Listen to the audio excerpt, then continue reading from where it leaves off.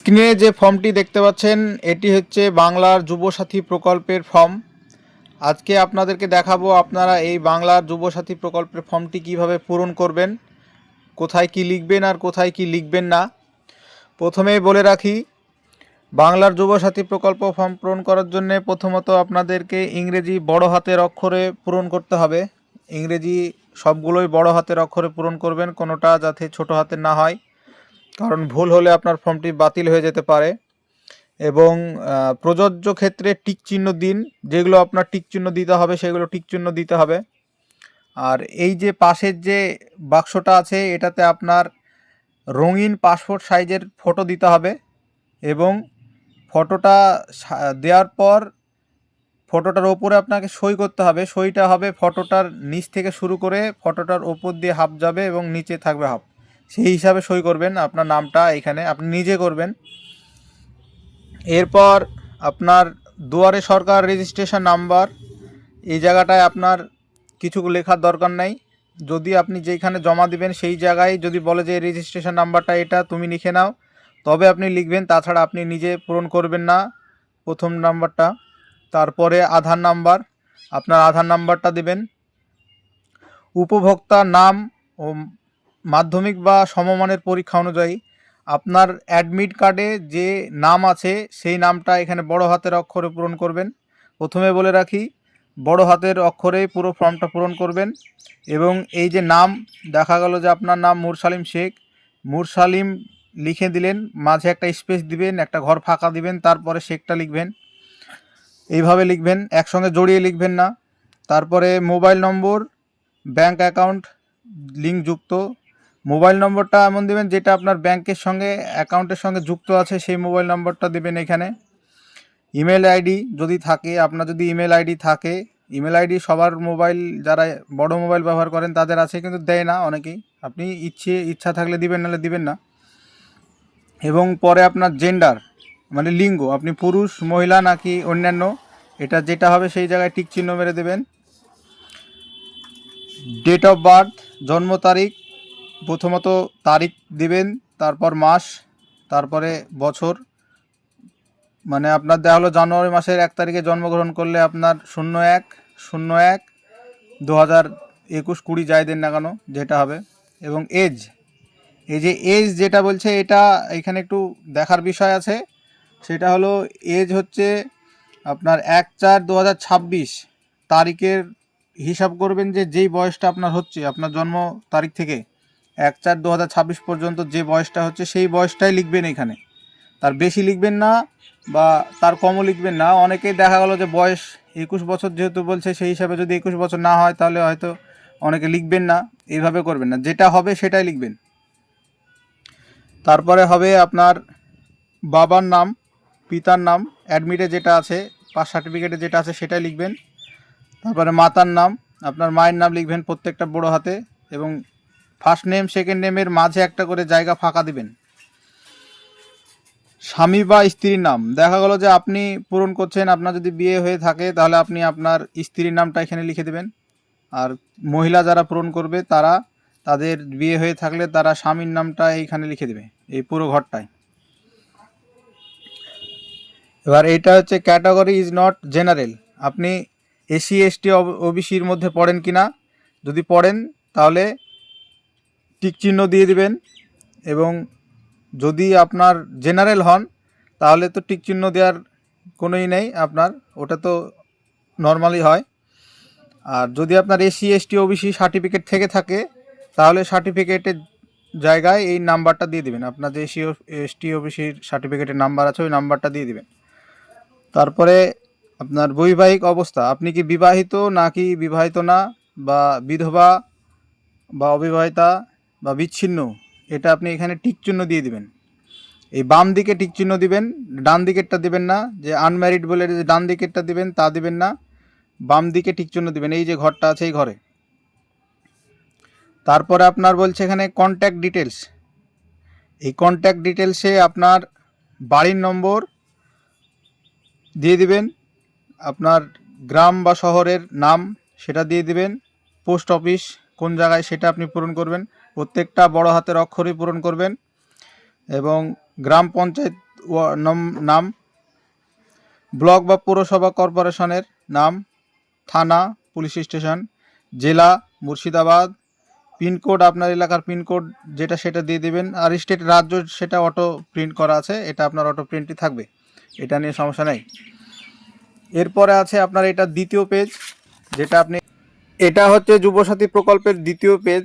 এই দ্বিতীয় পেজটি আপনাদেরকে খুব মনোযোগ দিয়ে পূরণ করতে হবে এবং প্রত্যেকটি অপশান দেখে পূরণ করতে হবে, না হলে আপনার যুবসাথী প্রকল্প যেটা আছে সেটা বাদ হয়ে যেতে পারে, রিজেক্ট হয়ে যেতে পারে।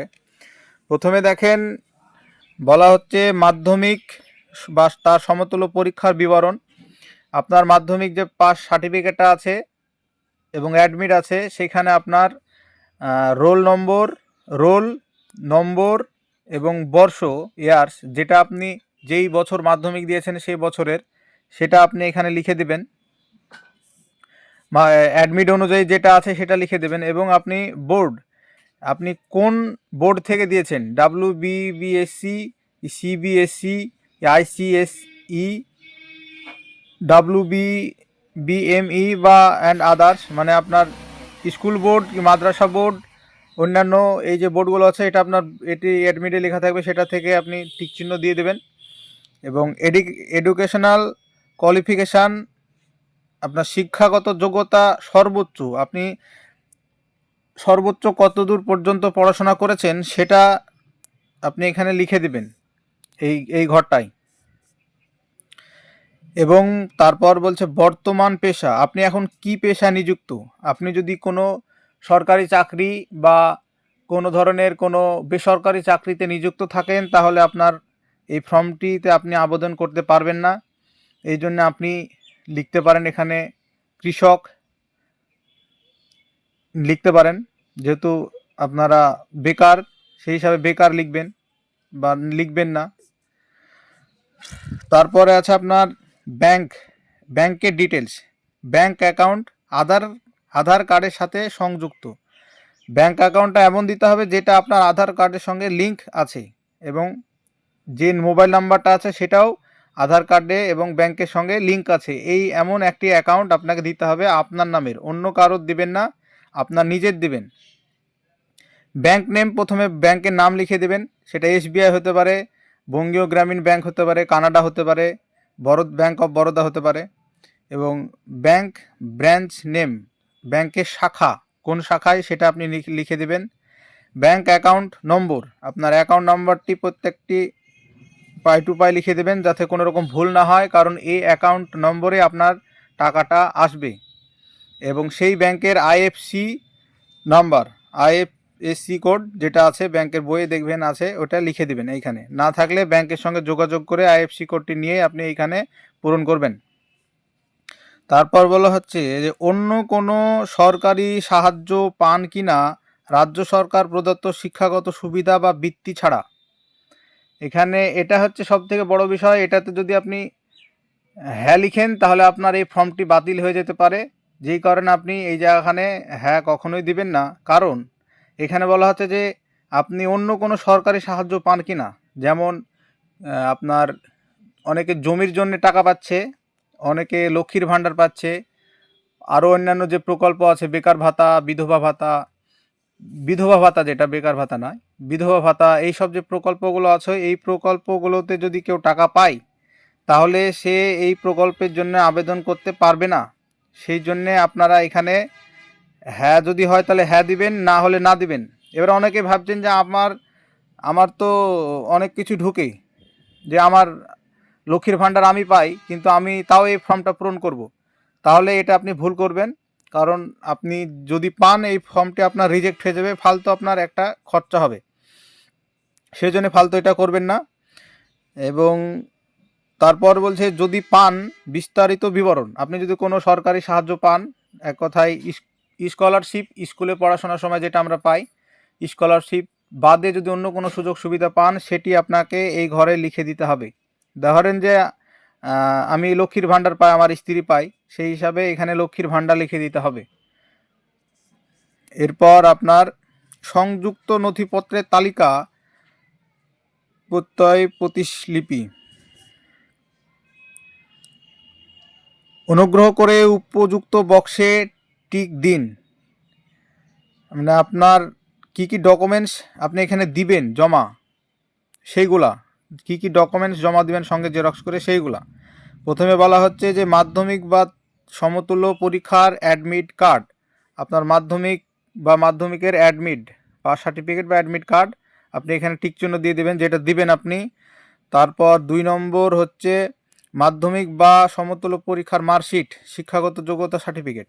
আপনি প্রথমে অ্যাডমিট দিলে যদি দেন তাহলে অ্যাডমিটে টিক চিহ্ন দিবেন। তারপরে মাধ্যমিক সার্টিফিকেট দিলে মাধ্যমিক সার্টিফিকেট এটাতে টিক চিহ্ন দিবেন। কপি অফ আধার কার্ড, আধার কার্ডের কপি যদি আধার কার্ড জমা দেন সেটা তো টিক চিহ্ন দিবেন। ভোটার কার্ড জমা দিলে সেটা তো টিক চিহ্ন দিবেন। ব্যাংক অ্যাকাউন্ট পাসবই প্রথম পাতা বা বাতিল চেক আপনি প্রথম পাতা জমা দিবেন, সেই হিসাবে সেটাতেও টিক চিহ্ন দিবেন। এবং আপনি যদি এসসি এসটি ওবিসি কোনো সার্টিফিকেট আপনার কাছে থেকে থাকে সেটির আপনি এখানে টিক চিহ্ন দিবেন, কারণ সেটিরও একটি জেরক্স কপি আপনাকে দিতে হবে। তারপর স্বঘোষণা, এই জায়গাটা এটি পশ্চিমবঙ্গ সরকার নিজে একটা দিয়েছে স্বঘোষণা, কারণ আপনি এটা নিজেই ঘোষণা করছেন। এখানে বলা আছে যে আমি এত দ্বারা ঘোষণা করছি, আমি পশ্চিমবঙ্গ স্থায়ী বাসিন্দা, আমি অদ্যবতী একজন বেকার এবং আমি পশ্চিমবঙ্গ সরকারের কোনো সামাজিক নিরাপত্তার প্রকল্প বা কোনো ভাতার আওতায় সাহায্য পাচ্ছি না, রাজ্য সরকার প্রদত্ত শিক্ষাগত সুবিধা বা বৃত্তি ছাড়া। এই জন্যে যদি এই সময়ের মধ্যে আমি কোনো কর্মসংস্থান পাই তবে আমি অবিলম্বে কর্তৃপক্ষকে জানাবো। এখানে আপনাকে দিয়ে ঘোষণা করে নিচ্ছেন যে আপনি একজন স্থায়ী বাসিন্দা পশ্চিমবঙ্গের, সেই হিসাবে আপনি ঘোষণা দিচ্ছেন যে আমি কোনো সরকারি সুযোগ সুবিধা পাই না, শুধুমাত্র স্কুলের বৃত্তি বা স্কলারশিপ যেটা পান সেটা ছাড়া। এবং আপনি যদি পরে কোনো রকম কোনো সরকারি চাকরি পান বা বেসরকারি চাকরি পান সেটি আপনি কর্তৃপক্ষকে জানাবেন। তারপরে 3 নম্বর বলছে কি দেখুন, এটা আপনার এটাই হচ্ছে সব থেকে দিক ক্ষতির দিক, সেটা হচ্ছে যে আমার দ্বারা জমাকৃত সমস্ত তথ্য এবং নথিপত্র আমার জ্ঞান ও বিশ্বাস অনুযায়ী সত্য। যদি কোনো তথ্য বা নথি মিথ্যা প্রমাণ হয় তবে আমার বিরুদ্ধে আইনানুগ ব্যবস্থা নেওয়া হবে এবং সুবিধাটি প্রত্যাহার করা হবে। এবার এখানে যারা ভাবছেন যে আমি তো লক্ষ্মীর ভাণ্ডার পাই, আমি তো জমির জন্যে রেকর্ডের টাকা পাই, এইসব পাই, তবু আমি এই ফর্মটি পূরণ করব। যদি এইরকম হয় তাহলে আপনি নিজেই এখানে বলছেন যে আমার এটা যদি ভুল প্রমাণিত হয় তাহলে আমার বিরুদ্ধে আইনত ব্যবস্থা নিতে পারে সরকার। সেই জন্যে বারবার বলছি, যাদের এই টাইপের ভাতাগুলো পান তারা আপনারা কেউ ফর্ম ফিল আপ করবেন না, কারণ আপনার ফর্মটি রিজেক্ট হয়ে যাবে। শুধুমাত্র বেকারদের জন্যে, যারা বেকার তাদের জন্য এই ফর্মটি। এবার এটা যদি আপনার টোটালটা যদি ঠিক থাকে তাহলে আপনি এই জায়গাখানে সই করে দেবেন, আবেদনকারীর স্বাক্ষর এই জায়গায়, আর এই জায়গাতে আপনার তারিখ। এর অ্যাকনলেজমেন্ট, এটা আপনারা নিজেরা পূরণ করবেন না অ্যাকনলেজমেন্টটা, কারণ এটা যারা দুয়ারে সরকারের ক্যাম্প বসাবে তারা এখানে আপনার ওদের নাম্বার দিবে, রেজিস্ট্রেশন নাম্বার। এই রেজিস্ট্রেশন নাম্বারটা বসানোর পর এবার এই যে নিচে যেটা আছে যে Mursalim Sheikh son daughter wife of, তারপরে নাম লিখবেন, যে হবে বাবা পিতা মা। এবার এটা সাবমিট করছি, এই ডেটগুলো এইগুলো আপনাকে লিখে নিতে পারে যদি বলে ওরা, তবে এটা লিখবেন। তাছাড়া এটাকে আগে আপনি নিজে থেকে পূরণ করবেন না, এই জায়গাটা ফাঁকা রাখবেন, কারণ এইখানে অফিসের যে সিল সই এটা এখানে ওরা মারবে, ওদের জন্য এই ঘরটা। যদি আপনাকে বলে সেটা আপনি পূরণ করে নেবেন, সেটা আলাদা ব্যাপার, কিন্তু আপনারা এটা আগে থেকে পূরণ করবেন না। তো আশা করি আপনারা বুঝতে পেরেছেন। যদি আপনারা কেউ ভেবে থাকেন যে না আমি তাও পূরণ করব যদি সরকারি সুযোগ সুবিধা পাই না কেন, তাহলে আপনারা ভুল করবেন। তাই বলবো যে আপনারা কেউ এইভাবে পূরণ করবেন না। আশা করি ভালো থাকবেন।